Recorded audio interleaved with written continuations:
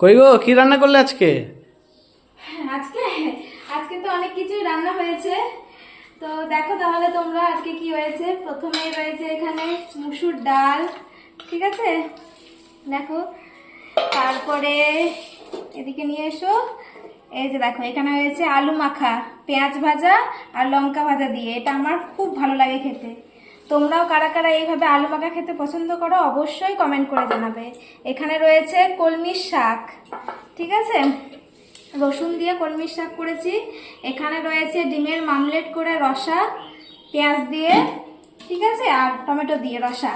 আর এখানে রয়েছে তোমাদের দাদা ভাইয়ের প্রিয় সয়াবিন। তো এই হচ্ছে আজকের দুপুরের রান্না। তোমরাও কে কি রান্না করলে অবশ্যই কিন্তু কমেন্ট করে জানাবে। টাটা।